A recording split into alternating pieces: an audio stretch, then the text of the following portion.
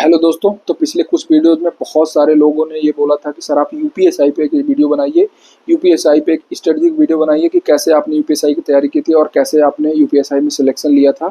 तो मैं इस पे बहुत जल्दी वीडियो नहीं बनाना चाहता था क्योंकि यूपीएसआई का सिलेबस बहुत ही ब्रॉड है। तो मैं हर एक चीज़ों को जो मैं याद कर पाता था, क्योंकि यूपीएसआई की तैयारी किए मुझे बहुत दिन हो गया था, तो मैं उन चीज़ों को कॉपी पे लिख रहा था, अपने नोट्स को देख रहा था कि मैंने क्या क्या चीज़ें उस समय पढ़ी थी। तो फाइनली मैं आज ये वीडियो बना रहा हूँ और मैं आपको इस चीज़ की गारंटी देता हूँ कि अगर आप ये वीडियो देख लेते हैं तो फिर आपको यूपीएसआई में क्या पढ़ना है, किन किन चीज़ों को पढ़ना है, किन किन चीज़ों को कवर करना है, जिसकी वजह से आपका फाइनली सिलेक्शन हो जाएगा। उसके लिए आपको किसी और वीडियो को देखने की ज़रूरत नहीं है। जो लोग मुझे नहीं जानते हैं, मैं उनको बता दूं कि करंटली मैं मिनिस्ट्री ऑफ हेल्थ में असिस्टेंट सेक्शन ऑफिसर के पोस्ट पे वर्क कर रहा हूँ। मेरा सिलेक्शन सीजीएल 2024 से हुआ है। मेरा सीजीएल 2024 में 888 रैंक है। इससे पहले मैं यूपी पुलिस में सब इंस्पेक्टर था, मैं जो 2023 बैच का सब इंस्पेक्टर था। मेरा सिलेक्शन यूपीएसआई 2021 परीक्षा से हुआ था, जिसमें मेरी 10वीं रैंक थी। यूपीएसआई परीक्षा में मेरे 400 में से 360 नंबर थे। मैं आपको एक और बात बताना चाहूँगा, बल्कि रिक्वेस्ट करना चाहूँगा कि इस वीडियो के ऑडियो क्वालिटी, वीडियो क्वालिटी या फिर और भी जो चीज़ आपको इरिटेटिंग लगे आप उस पर मत जाइएगा। आप वीडियो को पूरा देखिएगा, आप वीडियो का कंटेंट देखिएगा, आपको मज़ा आ जाएगा। आप ये चीज़ फील करेंगे कि हाँ, इससे बाहर यूपीएसआई में क्या ही पूछ सकता है। तो आप इस वीडियो को पूरा देखिएगा लास्ट तक। इस वीडियो में मैंने आपको ये भी बताया है कि क्यों आपको यूपीएसआई में केवल सिलेक्ट नहीं होना, आपको यूपीएसआई टॉप करना है, क्योंकि उसका क्या क्या बेनिफिट है मैंने सब कुछ वीडियो में बताया है और उसका प्रॉपर प्लानिंग बताया है कि कैसे आप यूपीएसआई एग्जाम को टॉप कर सकते हैं। मैंने खुद भी किया है, मैं आपको भी बता रहा हूँ। अगर आप वो चीज़ें फॉलो करते हैं तो आप टॉप करेंगे यूपीएसआई एग्जाम को। क्योंकि देखिए, सिलेक्शन मेरे बैच में 125 क्वेश्चन पे भी हुआ था, मेरे 144 क्वेश्चन थे। तो बहुत अंतर होता है उस 19 क्वेश्चन को सही करने के लिए। बहुत अलग तरीके से मेहनत करना पड़ता है, अलग स्ट्रेटजी फॉलो करनी पड़ती है। ऊपर से नीचे तक पसीना निकलने लगता है उस 19 क्वेश्चन को सही करने के लिए एग्जाम में। तो चलिए शुरू करते हैं। सबसे पहले हिंदी से शुरू करते हैं। तो देखिए, मैं आपको बताना चाहूँगा कि बहुत सारे लोग यूट्यूब पे यूपीएसआई का कोर्स लाए हुए हैं, पढ़ा रहे हैं, अलग अलग सब्जेक्ट अलग अलग टीचर पढ़ा रहे हैं। लेकिन इसमें कोई शक नहीं है कि अगर कोई सबसे पहले यूपीएसआई का पढ़ाना स्टार्ट किया था तो वो थे विवेक से। जब हम लोग तैयारी कर रहे थे तो मुझे लगता है कि केवल रोजगार विद अंकित वाले सर और विवेक सर पढ़ा रहे थे, और रोजगार विद अंकित वाले सर वो चीज़ें स्टार्ट किए थे। वो भी तब जब फॉर्म आने का नोटिफिकेशन आ गया था कि फॉर्म आने वाला है। विवेक सर तब से यूपीएसआई पढ़ा रहे हैं। उनका सिलेक्शन हुआ, उन्होंने अपनी जॉब छोड़ दी, वो ज्वाइनिंग करने नहीं गए, और वो तभी से उस चीज़ के लिए लगे हुए थे कि नहीं, यूपीएसआई की वैकेंसी आने वाली है, और वो यूपीएसआई के कोर्सेज लाना शुरू कर दिए थे, यूपीएसआई को पढ़ाना शुरू कर दिए थे। तो मुझे बहुत ट्रस्टेड लगते हैं, इनको बहुत एक्सपीरियंस है यूपीएसआई का, इनका यूपीएसआई का कोर्स पढ़ाने का। तो देखिए, हिंदी इनकी प्लेलिस्ट से आप कंप्लीट करिए। मैंने हिंदी इन्हीं से पढ़ी थी। देखिए, जैसा ये वाला प्लेलिस्ट है, आप यूपीएसआई हिंदी प्लेलिस्ट वीडियो डाल के करेंगे सर्च यूट्यूब पे तो ये प्लेलिस्ट आ जाएगी। इसमें लगभग 85 वीडियो है। आप इसको एक एक वीडियो सिंगल हैंडेडली नोट्स बनाते हुए कंप्लीट कर लीजिए। कोई भी वीडियो स्किप मत करिएगा। जैसे देखिए, हिंदी भाषा का विकास है, इससे भी क्वेश्चंस आते हैं। उपभाषा बोलियाँ, इससे क्वेश्चंस आते हैं कि गढ़वाली कहाँ की है, कुमाऊनी कहाँ की है, द्रविड़ कहाँ की भाषा है। तो ये सब चीज़ें आती हैं, सिंधी कहाँ की भाषा है। तो इन चीज़ों को आप स्किप मत करिएगा। चैप्टर बाय चैप्टर जो है एक नोट्स प्रॉपर बनाइए, जिसमें वो चीज़ें आप लिखिए। उसके बाद इसमें बीच बीच में जो है टेस्ट भी सर ने कराया। जैसे ये देखिए, mega test, Hindi live test, इन सब चीज़ों को देते रहिए। इनमें सर वो चीज़ का टेस्ट लेते हैं जो सर पीछे पढ़ा चुके हैं। इसी तरह व्याकरण पूरा पढ़िए, विराम चिन्ह, स्वर, व्यंजन। उसके बाद जो टेस्ट वगैरह इसमें सर ले रहे हैं चैप्टर वाइज, उसको दीजिए। पूरा जो है संधि, समास, सारा ये प्लेलिस्ट जो है इसको 1 बाय 1 ख़त्म कर दीजिए। बिल्कुल भी लापरवाही मत करिए। एक एक टॉपिक इम्पॉर्टेंट है, क्योंकि देखिए, हिंदी ऐसी आती है कि 30-32 सवाल सबको आते हैं। आपको उस 8 सवाल के लिए पढ़ना है, क्योंकि उतना सबको आता है, क्योंकि वो बेसिक चीज़ें होती हैं। ग्रामर सभी लोग पढ़े होते हैं, नॉर्मल जो वर्तनी होती है या फिर पर्यायवाची विलोम, ये सब लोग पढ़े होते हैं। बट वो जो 8 क्वेश्चन है उसी के लिए आपको लड़ना है, उसी की वजह से आपका सिलेक्शन होगा, उसी की वजह से आप कंपटीशन से बाहर हो जाओगे या अंदर हो जाओगे। तो आपको उस चीज़ के लिए पढ़ना है। जैसे बहुत ही इंपॉर्टेंट है रचनाएं, लेखक। बहुत सारे लोग ये चीज़ें छोड़ देते हैं क्योंकि उनको बहुत बोरिंग लगता है, क्योंकि इसमें सीधी सीधी डाटा होती है, पूरा याद करना होता है, इसमें कोई भी ऐसा टिप्स एंड ट्रिप्स नहीं होता है।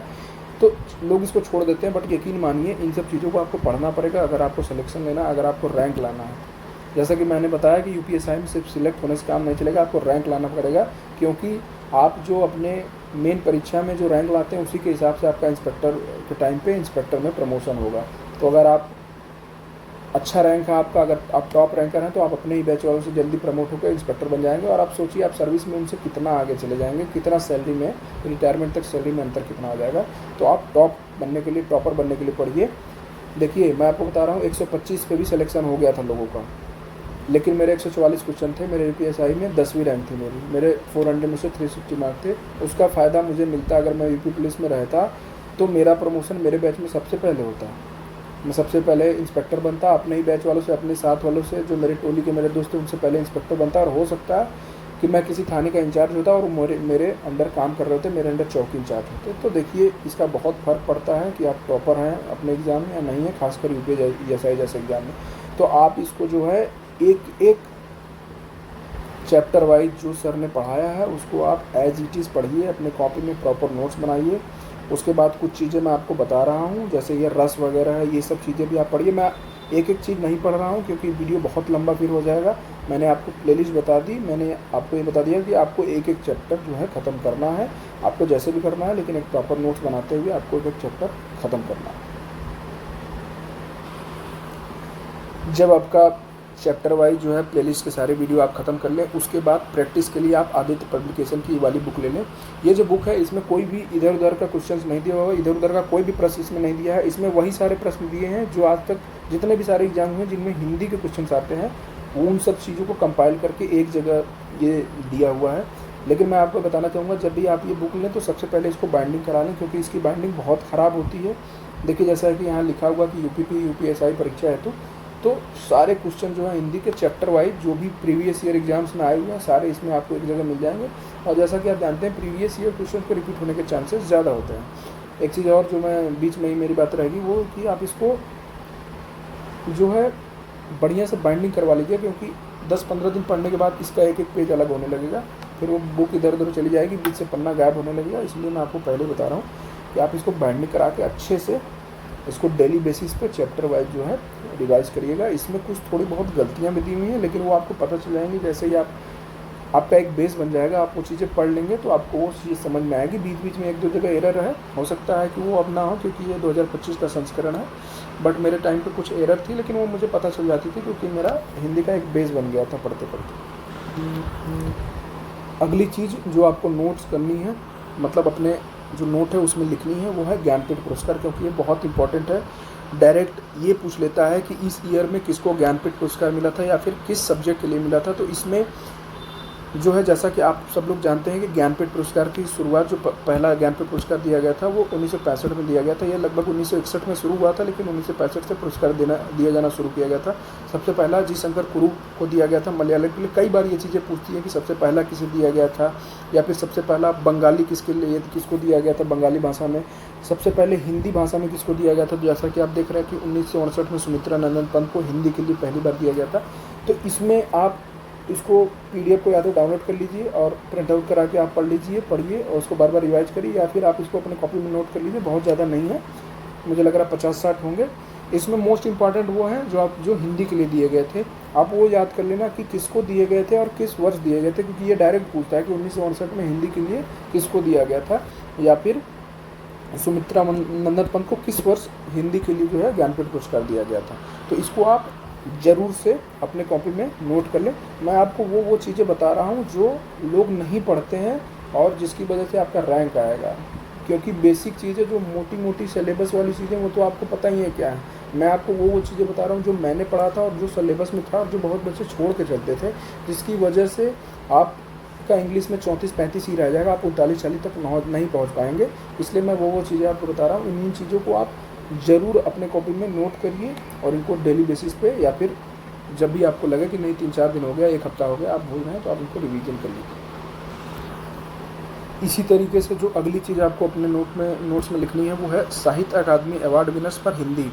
देखिए जैसा कि आप सब लोग जानते हैं कि ज्ञानपीठ पुरस्कार एक ही मिलता है, जो भी ऑफिशियल लैंग्वेज है 22 ऑफिशियल लैंग्वेज उनमें से किसी एक को मिलता है। बट जो साहित्य अकादमी पुरस्कार है ये हर एक भाषा में मिलता है, हर एक साल हर एक भाषा में मिलता है।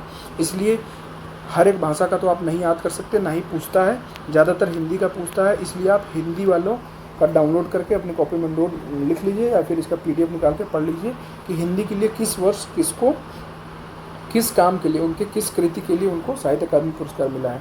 जैसा कि आप देख रहे हैं, सबसे पहला जो 1955 में माखनलाल चतुर्वेदी को मिला था हिम तिरंगड़ी के लिए, उसके बाद पद्मावत संजीवनी व्याख्या के लिए जो है वासुदेव शरण अग्रवाल को मिला था। तो ये जो है पूछता ही पूछता है, ये चीज़ें आपको छोड़कर नहीं चलनी है। इनमें से 100% सवाल आना है। साहित्य अकादमी पुरस्कार और ज्ञानपीठ पुरस्कार से आपके मॉक में या फिर आपके मेन पेपर में सवाल आपको मिलेगा ही मिलेगा, और इस चीज़ से आप दूसरों से लीड ले लेंगे। इसलिए हो सकता है आपको ये बोरिंग लगे क्योंकि बहुत सारा है, आपको ईयर बाई ईयर याद करने में टाइम लगे, बट इसको आप याद कर लीजिए। अभी बहुत समय है UPSI एग्ज़ाम होने में, इसको आप याद कर लीजिए। आप जो है दूसरों से लीड में रहेंगे और आप बहुत अच्छा स्कोर करेंगे हिंदी में। ये वो चीज़ें हैं जो मैं बता रहा हूँ, जो मैंने किया था, जिसकी वजह से जो है मेरे हिंदी में मुझे लगता है, मुझे एग्जैक्ट याद तो नहीं है, बट मेरे 39 क्वेश्चन सही थे।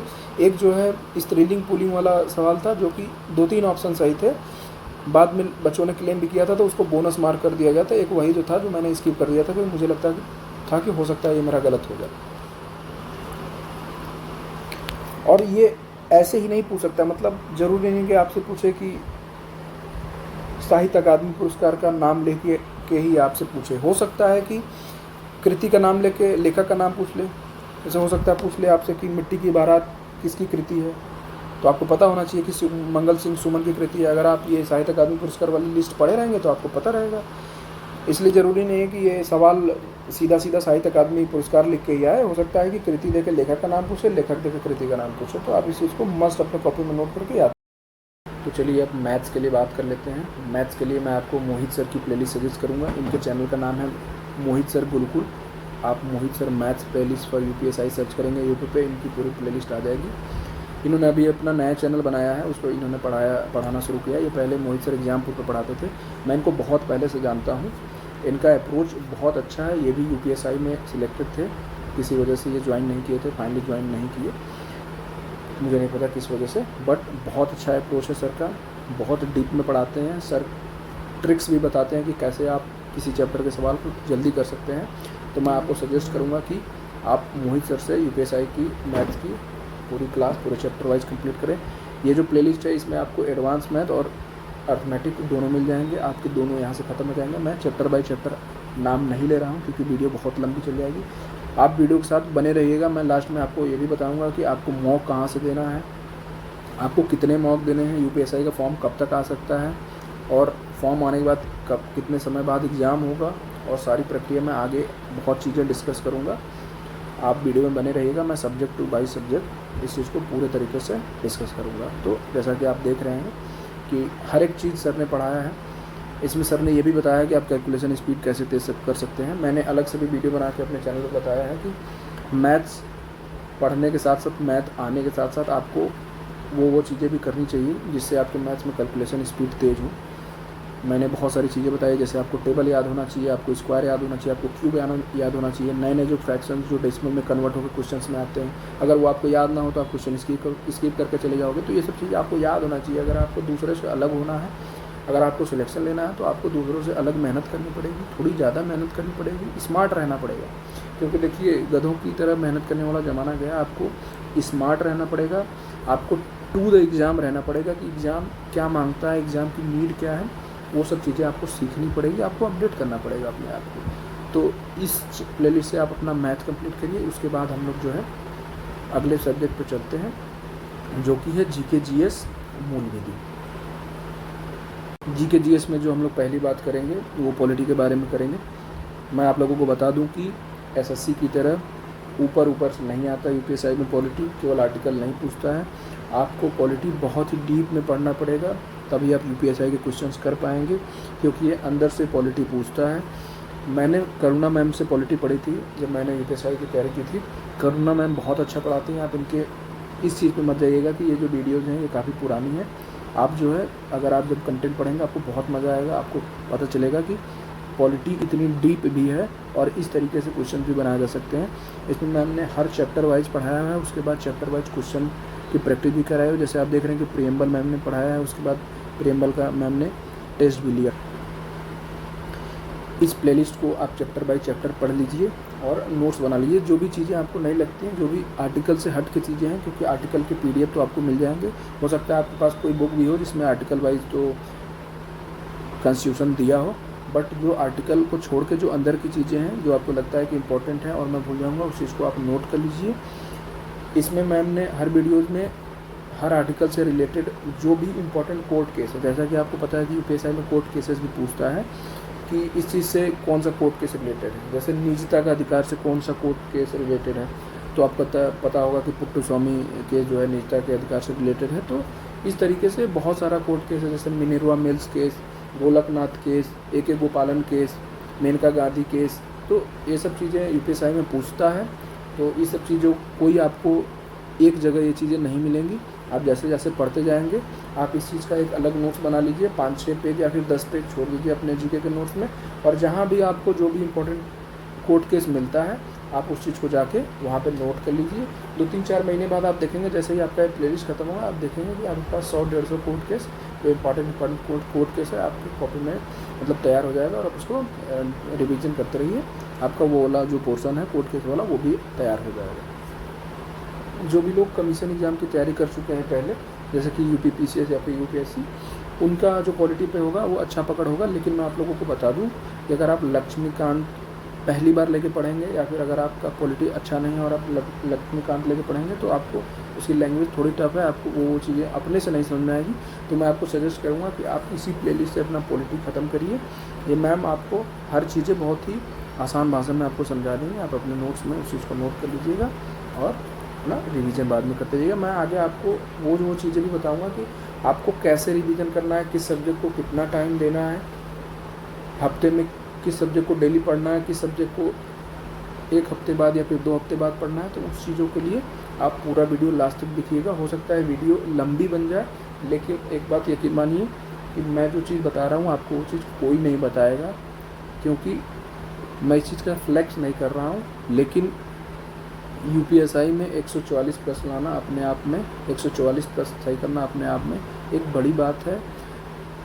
आप लोगों को मैंने कभी नहीं बताया, मैं अब बता रहा हूँ कि 144 प्लस लाने के बाद मैंने 3 बार इंटरव्यू दिया था। जैसा कि आप सब लोग जानते हैं कि UPSI 2021 परीक्षा में धांधली का आरोप लगा था और बहुत सारे लोग पकड़े भी गए थे। बहुत सारे लोग सॉल्वर बैठा के एग्ज़ाम दिए थे, जिसकी वजह से जो टॉप जिन बच्चों के मार्क्स ज़्यादा आए थे उनका बार बार बुला के उनका इंटरव्यू लिया जाता था, उनसे क्वेश्चंस पूछे जाते थे। बहुत सारे लोग मेरे सामने पकड़ के जेल भेज दिए गए। तो मैं आपको बता रहा हूँ वो चीज़ें जिसकी वजह से आप जो है नॉर्मल बच्चे से अलग हो सकते हैं। और जैसा कि मैंने आपको बताया कि अगर आप टॉपर बनते हैं तो आगे भविष्य में ये आपके लिए कैसे बेनिफिशियल हो सकता है, मैंने पीछे आपको बता ही दिया। तो वीडियो पूरी देखिएगा। हाँ, तो मूल विधि के लिए आप लोग घटना चक्र की ये बुक ले लीजिए। जैसा कि आप देख पा रहे हैं कि 2025 की ये अपडेटेड बुक है। इसमें सारे एक जगह चैप्टर वाइज कंपाइल करके दिए हुए हैं 1 बाय 1। जैसा कि आप देख पा रहे हैं कि इसमें IPC की जगह BNS और CRPC की जगह BNSS भी आ चुकी है। जब हम लोग तैयारी कर रहे थे तो उस समय IPC और CRPC चल रही थी, इसलिए हमारे एग्ज़ाम में IPC और CRPC आया था। लेकिन अब IPC और CRPC जो है चेंज हो चुकी है, उसकी जगह भारतीय न्याय संहिता और भारतीय नागरिक सुरक्षा संहिता आ गया है। ये 2 जो एक्ट है ये आप इनका नोट्स बना लीजिए या फिर इनको बुक से ही डेली बेसिस पे या फिर 2-3 दिन के अंतर पे इसको पढ़िए, क्योंकि ये आपको हर एक मॉक में UPSI का मिलेगा। क्योंकि एज ए सब इंस्पेक्टर आपको इन्हीं दोनों एक्ट का ज़्यादा यूज करना है, मतलब 80% यही 2 चीज़ यूज होती है, बाकी 20% और भी जो लोकल एक्ट्स या फिर अदर एक्ट्स जो बने हैं वो यूज होते हैं। लेकिन ज़्यादातर जो पुलिसिंग सिस्टम जो बेस्ड है वो इन्हीं 2 एक्ट पे है। तो ये इन चीज़ों का आपको फ्यूचर में भी ज़रूरत डेली बेसिस पे पड़ेगी और हर एक मॉक में भी इन दोनों का सवाल तो आपको मिलेगा ही, इसलिए इन 2 एक्ट्स को पढ़ लीजिए। बाकी एक्ट्स को मैं अभी आपको सजेस्ट नहीं करूँगा पढ़ना। जब UPSI का फॉर्म आ जाएगा, जब लगेगा कि नहीं एग्ज़ाम अब 2-3 महीने रह गया है, तो आप उस समय उस चीज़ को पढ़ना स्टार्ट करिएगा, क्योंकि ये चीज़ें बोरिंग होती हैं, कभी इंसान ने पढ़ी नहीं होती, इसलिए बार बार भूलती है। हर एक एक्ट में बहुत सारी धाराएँ नंबर वाइज याद करना पॉसिबल नहीं है। उस समय मैं भी आपको बताऊँगा, बहुत सारे टीचर उस पर वीडियो भी बनाएंगे, उसमें जो इंपॉर्टेंट चीज़ें होंगी वो आपको उस समय बता दी जाएंगी। मैंने जो नोट्स बनाए हैं मैं वो नोट्स भी अपलोड करूँगा, क्योंकि अभी मैं दिल्ली में रह रहा हूँ, मेरे सारे नोट्स मेरे घर पे पड़े हैं। तो बीच में मैं छुट्टी में जाऊँगा तो मैं अपने सारे नोट्स ले आऊँगा। मैं उसका PDF बना के मैंने एक व्हाट्सएप चैनल बनाया है। इस वीडियो को डिस्क्रिप्शन में वो व्हाट्सएप चैनल की लिंक मैं आपको दे दूँगा, आप उसको फॉलो कर लीजिए। मैं उस पर जो है मेरे सारे नोट्स उस पर मैं अपलोड करता रहूँगा। मूल विधि में कुछ और भी चैप्टर्स हैं, मतलब एक्ट्स हैं जो कि और ज़्यादा इंपॉर्टेंट है, जैसे कि भ्रष्टाचार निवारण अधिनियम। जैसा कि आप जानते हैं कि सरकार भ्रष्टाचार को लेकर बहुत ही सख्त है, एंटी करप्शन टीम बहुत ज़्यादा एक्टिव है, बहुत सारे लोग पकड़े भी जा रहे हैं। तो इस एक्ट को पूछने का चांसेस बहुत ज़्यादा है, और पूछेगा ही पूछेगा, चांसेस ज़्यादा नहीं 100% पूछेगा। तो ये आप पढ़ लीजिए, ये इंपॉर्टेंट है। RTI है, RTI बहुत ज़्यादा यूज होता है, राइट टू इन्फॉर्मेशन 2005, ये आप पढ़ लीजिए। IT एक्ट पढ़ लीजिए। जैसा कि आप जानते हैं कि अब जो है ज़्यादातर क्राइम जो है डिजिटल हो रहे हैं, मतलब कंप्यूटर से हो रहे हैं। कुछ लोग का पैसा काट लिया जा रहा है या फिर डिजिटल अरेस्ट करके उनको ब्लैकमेल किया जा रहा है, फ़ोटो वायरल कर दिया जा रहा है। तो इसलिए आप IT एक्ट 2000 का जो भी है उसको आप पढ़ लीजिए। तो बाकी GS के लिए मैं आपको सजेस्ट करूँगा कि आप लूसेंट की जो भी नई वाली एडिशन है उसको ले लीजिए। मैं ये भी मान के चल रहा हूँ कि ये आपकी पहली तैयारी नहीं है, क्योंकि UPSI कोई रेगुलर एग्ज़ाम नहीं है। आप किसी और एग्ज़ाम की तैयारी कर रहे थे, आपको लगा कि UPSI आ रहा है, आप उसके लिए एलिजिबल हैं, फिजिकली एलिजिबल हैं, एज वाइज एलिजिबल हैं, इसलिए आपका ध्यान इधर आकर्षित हो रहा है, क्योंकि अच्छी जॉब है, लेवल 6 की जॉब है, अच्छी सैलरी है, समाज में अच्छा रेपुटेशन है, इसलिए आप इस चीज़ की तैयारी करने की सोच रहे हैं या फिर कर रहे हैं। तो आपका GK कहीं ना कहीं एक बेसिक GK जो है वो तैयार होगा। तो आप रेफरेंस के लिए लूसेंट को रखिए, डेली बेसिस पे लूसेंट को रिवाइज करिए, चैप्टर वाइज हिस्ट्री हुआ, जियोग्राफी हुआ, पीछे इकोनॉमिक्स भी है, उसके पीछे मिसलेनियस भी है, तो आप उन चीज़ों को पढ़िए, उसको रेफरेंस के तौर पे रखिए। बाकी GS के लिए मैं आपको सजेस्ट करूँगा कि NCERT की 10th की बुक ले लीजिए। अगर आप हिंदी में कंफर्टेबल हैं तो हिंदी में, अगर आप इंग्लिश में कंफर्टेबल हैं तो इंग्लिश में ले लीजिए, और बायोलॉजी, केमिस्ट्री और फिजिक्स वहाँ से पढ़ लीजिए, क्योंकि GS आएगा ही आएगा, और बहुत सारे लोग GS को छोड़ के चलते हैं। आप इससे भी GS पढ़ सकते हैं, लेकिन इसमें बहुत ही कंपाइल्ड तरीके से GS दिया हुआ है, जिसमें कुछ चीज़ें आपको हो सकता है समझ में ना आए या फिर छूट जाएँ आपसे। तो आप NCERT अगर आप पढ़ लेंगे, बहुत ही स्टैंडर्ड बुक है NCERT, तो GS उससे बाहर नहीं पूछेगा UPSI। जैसा कि मैंने आपको पीछे बताया कि आप करना मैम की अगर पॉलिटी की प्लेलिस्ट कंप्लीट करते हैं तो उसमें मैम ने हर एक आर्टिकल से रिलेटेड उसका जो इम्पोर्टेंट कोड केस है उसको बताया है। लेकिन अगर आपको एक जगह वो कंपाइल तरीके से चाहिए जो भी इम्पोर्टेंट कोड केस है, तो नितिन सर की आप ये वाली वीडियो देख सकते हैं। ऐसी 2-3 वीडियो और पढ़िए नितिन सर की, 1-2 वीडियो विवेक सर की भी पढ़िए, आप उसको देख लीजिए और एक नोट्स बना लीजिए। उसमें आपके मैक्सिमम जो सारे इंपॉर्टेंट कोड केस है वो कवर हो जाएंगे। बाकी जो छूटेगा वो तो आप मॉक के जरिए कंप्लीट करते ही रहेंगे। जब आप मॉक देंगे कुछ आपको नई चीज़ दिखेगी, फिर उसको आप अपने कॉपी में नोट करेंगे, जो भी आप मॉक के लिए कॉपी बनाए होंगे। तो इसी तरह चीज़ें कंप्लीट होती हैं। आप ये सोचें कि कोई आपको एक ऐसी चीज़ बता दे जहाँ से आप पढ़ लें और आपकी सारी चीज़ें कंप्लीट हो जाएँ, तो ऐसा कुछ नहीं है। जैसे जैसे आप पढ़ते जाएंगे, जैसे जैसे आप मॉक देते जाएंगे, आपको नई नई चीज़ें मिलती जाएंगी। आपको खुद पता चलता जाएगा कि अच्छा ये भी चीज़ है, ये भी पढ़नी है, इसको ऐसे पढ़ना है, ये अपने नोट्स में लिख लिया। तो ऐसे ही आप पूरा सिलेबस कवर करेंगे और आप फिर एक नॉर्मल कैंडिडेट से एक टॉपर कैंडिडेट बनते चले जाएंगे। करंट अफेयर के लिए मैं आपको सजेस्ट करूंगा कि आप स्पीडी पब्लिकेशन की ये बुक ले लीजिए। ये बुक जैसा कि आप देख रहे होंगे यहाँ लिखा है जुलाई 2024 से 1 जून 2025। ये बुक मंथली कंपाइलेशन में भी आती है। ये बुक हर महीने अपडेट होती है। आप इसको ले लीजिए। एक बार आपको इसको पढ़ने में 10 से 15 दिन लगेगा। उसके बाद जैसे ही मंथली दूसरा कंपाइलेशन आता है आप उसको ले लेंगे तो 2 से 3 दिन में आप पढ़ लेंगे, क्योंकि कुछ चीज़ें ही अपडेट होती हैं, बाकी सारी चीज़ें सेम होती हैं। तो आपको अलग से करंट अफेयर के लिए डेली वीडियो किसी के देखने की ज़रूरत नहीं पड़ेगी और वो वर्थ इट भी नहीं है, वो समय का लॉस है।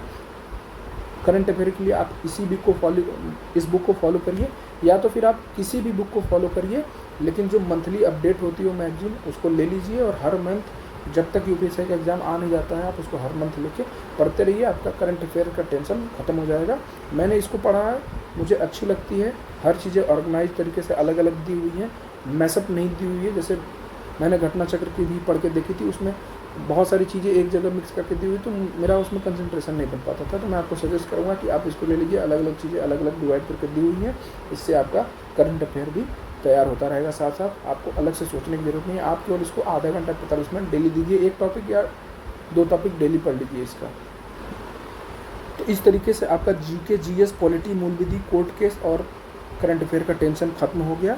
अब मैं आपको रीजनिंग के बारे में बताऊंगा कि आपको रीजनिंग में कौन कौन से चैप्टर्स पढ़ने हैं, किन किन टीचर्स पढ़ने हैं, कौन सी बुक पढ़नी है। रीजनिंग यूपीएसआई का अदर एग्जाम से कैसे अलग है, क्या क्या चैप्टर्स हैं जो इनमें एक्स्ट्रा आते हैं और नॉर्मल एसएससी या फिर अदर एनटीपीसी या फिर रेलवे के एग्जाम्स में नहीं आते हैं। तो अब बात करते हैं रीजनिंग की। रीजनिंग के लिए आपको अलग से कोई भी मटेरियल फॉलो करने की ज़रूरत नहीं है। आपके पास पहले के जो भी बुक्स या रिसोर्सेज अवेलेबल हैं रीजनिंग के लिए, आप उन्हीं सब चीज़ों को पढ़िए। आप इससे पहले जिस भी एग्जाम की तैयारी कर रहे थे उसके लिए आप जो भी रीजनिंग को फॉलो कर रहे थे, जिन भी चीज़ों को उन चीज़ों को ही फॉलो करिए। कुछ ऐसे टॉपिक्स हैं जो कि बैंक पीओ में आते हैं, वो यूपीएसआई में भी आते हैं, उन चीज़ों को मैं बता रहा हूँ, वो आप पीयूष वारसे सर से पढ़ लेना। आप जैसे कि स्क्रीन पर देख पा रहे होंगे पीयूष वारसे सर का ये वाला वीडियो, आप इससे इन टॉपिक्स को कवर कर सकते हैं, जैसे कथन पूर्ण धाराएं, कथन निष्कर्ष, कथन कार्यवाही। ये 3-4 टॉपिक ऐसे हैं जो कि यूपीएसआई में आते हैं। इनमें भी कुछ रूल्स होते हैं जिनको आप फॉलो करेंगे तो आपको इन जैसे सवालों को सही होने के चांसेस ज़्यादा होते हैं। हालांकि 100% सही तो वही बता पाता है जो पेपर बनाता है, उसी का जो सोच होता है वो 100% सही होता है, बट मोस्ट प्रोबेबली अगर आप उन रूल्स को फॉलो करें तो आपका इस टाइप का भी सवाल सही होगा। कुछ ऐसी भी चीज़ें हैं जो रीडिंग में आती हैं जो कि टोटली आपकी बौद्धिक क्षमता पर डिपेंड करता है, क्योंकि जैसा कि आप जानते हैं कि आप यूपीएसआई जो है एक फील्ड जॉब होती है। सबसे पहले ग्राउंड जीरो पे अगर कोई चीज़ होती है तो आप पहुंचते हैं, एक आईपीएस अधिकारी, एक आईएएस अधिकारी से भी पहले आप पहुंचते हैं, क्योंकि वो आपका थाना क्षेत्र होता है, आपका चौकी क्षेत्र होता है, आप सबसे लोकल वहाँ पे पुलिस वाले होते हैं। इसलिए कुछ सिचुएशन में लॉ एंड ऑर्डर कैसे ना बिगड़े, परिस्थितियाँ और विपरीत ना हो, उसके लिए आप ऑन द स्पॉट क्या डिसीजन लेते हैं, इसलिए आपकी मेंटल एप्टीट्यूड उस हिसाब से होना चाहिए। और वैसे सवाल आते हैं, लेकिन ऐसे सवाल जो भी है आप जो भी सोचेंगे वही सही होता है, क्योंकि वो बहुत नॉर्मल सवाल होते हैं, बहुत कॉमन ऑप्शंस होते हैं, 3 आप आराम से एलिमिनेट कर सकते हैं। इसी के साथ जेंडर सेंसिटिविटी पे भी कुछ सवाल आते हैं कि अगर आप किसी महिला के साथ डील कर रहे हैं तो आप क्या करेंगे, आपकी क्या सोच होनी चाहिए, आप कैसी बातें एक महिला के साथ आपको करनी चाहिए, या फिर अगर आप किसी महिला के घर जा रहे हैं, उस महिला घर कोई पुरुष नहीं है तो आप अपने साथ महिला सिपाही को ले जाइए, या फिर किसी विषम परिस्थिति में आप गए हैं, आपके साथ महिला सिपाही नहीं उपलब्ध है उस समय पे, तो आपको कैसे एक महिला को ट्रीट करना चाहिए, इन सब चीज़ों पर भी सवाल जो है कथन दे के आता है। लेकिन वो चीज़ें आप नॉर्मल सोच के साथ कर सकते हैं, वो बहुत ईजी वैसे सवाल होते हैं। बाकी रीजनिंग में ऐसा कुछ नहीं है, आप रीजनिंग जो भी फॉलो कर रहे हैं वही फॉलो करिए, और ये जो सारी मैंने चीज़ें बताई हैं इनको आप अलग से पढ़ लीजिए।